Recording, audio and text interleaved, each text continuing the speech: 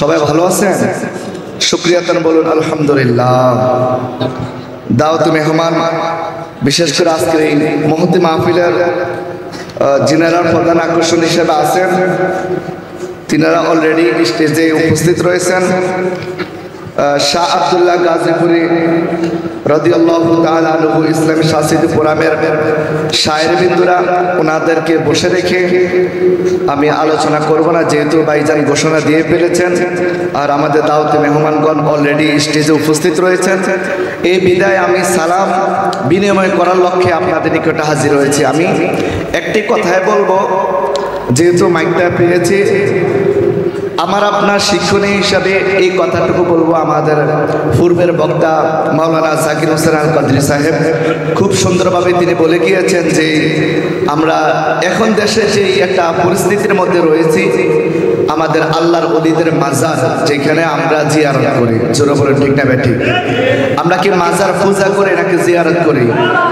আমরা আজকে যে শাহ আব্দুল্লাহ গাজীপুরি রহমতুল্লাহ আলাইহি মাজার প্রাঙ্গণে আমরা এসেছি, কেউ কি পূজার নিয়তে এসেছেন?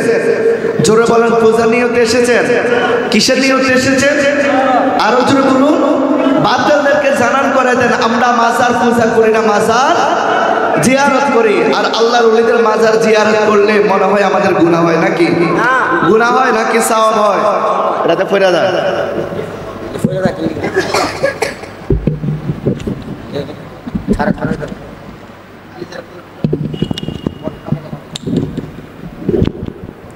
যেই কাজ করলে আল্লাহর ওলিদের সোহবত পাওয়া যায়, যেমনি ভাবে আমরা আজকে পড়ে যাই। শুধু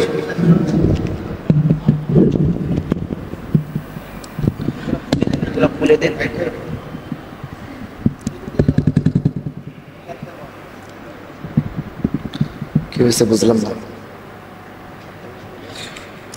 আচ্ছা, আমি যে কথাটুকু বলতে চেয়েছিলাম, দেখেন আল্লাহ বলেছেন তোমরা যদি সৎ পথে চলতে যাও, তাহলে যারা সৎ মানুষ, যারা আল্লাহ ওয়ালা, তাদের নিকটে তোমরা যাও।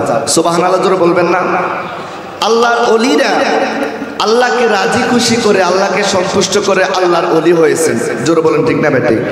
এ বাবা শাহ আব্দুল্লাহ গাজীপুরি, তিনার দরবারে কেন এত মানুষ, শত শত মানুষ প্রতিদিন আসে? কেন তিনার মাজার শরীফ জিয়ারতে দূর দূরান্ত থেকে কুমিল্লা জমিনে আসে? কিন্তু আমি আপনি যখন সাধারণ মানুষ মারা যায়, কই আমাদের কবরে তো দূর দূরান্ত থেকে মানুষ জিয়ারতের জন্য আসে, কিন্তু তিনাদের কাছে কেন আসে? যদি তিনারা আল্লাহর ওলিদের সোহবতে যদি আমি আপনি বসতে পারি, আল্লাহর ওলিদের নেক নজর যদি আমার আপনার দিকে চলে আসে, মনে রাখবেন আল্লাহ পাক আমাদের এই মুদ্রা কলমটাকে মদিনার আয়না বানিয়ে দিন। জোরে বলুন সুবহানাল্লাহ। আল্লাহর ওলিদের দরবারে যাওয়ার দরকার আছে না নাই? জোরে বলুন দরকার আছে না নাই? আল্লাহ কি বলেছেন? আলা ইন্না আউলিয়া আল্লাহি লা খাউফুন আলাইহিম ওয়ালা হুম ইয়াহজানুন। জোরে বলুন সুবহানাল্লাহ। আল্লাহ বলেছেন নিশ্চয় যারা আমি আল্লাহর বন্ধু হয়েছে, যারা আমি আল্লাহকে পেয়ে গিয়েছে, লা খাউফুন আলাইহিম, তাদের কোনো ভয় নেই, ওয়ালা হুম ইয়াহজানুন, এবং তারা কোনো চিন্তিত হবে। আজকে সেই ওলিদের বিরুদ্ধে যারা কথা বলে, আজকে সেই ওলিদের মাজারকে যারা ভাঙতে যায়, তাদেরকে এত বড় দুঃসাহস কে দিয়েছে? এটা আমার আপনার প্রশ্ন। জোরে বলুন ঠিক না ব্যাঠিক? সাবধান, আল্লাহর ওলিদের সাথে বেয়াদবি করবে না, আপনাদের কিন্তু সময় বেশি ভালো হবে না। যারা আল্লাহর ওলিদের সাথে দুশ্মনী করবে, যারা আল্লাহর ওলিদের সাথে বিরুদ্ধাচরণ করবে, আমার আল্লাহ তাদের সাথে ডাইরেক্ট যুদ্ধের ডিক্লেয়ার দিয়েছেন। আল্লাহর পক্ষ থেকে ওই সমস্ত জাহেলদের উপর আল্লাহর পক্ষ থেকে আযাব গজব নাজিল হতে থাকবে। জোরে বলুন ঠিক না ব্যাঠিক?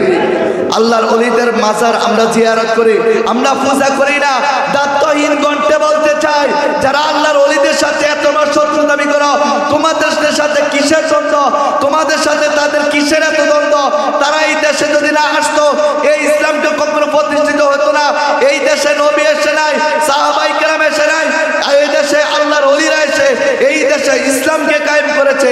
আজকে সেই ওলিদের বিরুদ্ধে তোমরা কথা বলো, তোমাদের এত দুঃসাহস কোথায় থেকে এসেছে? জোরে বলুন ঠিক না ব্যাঠিক?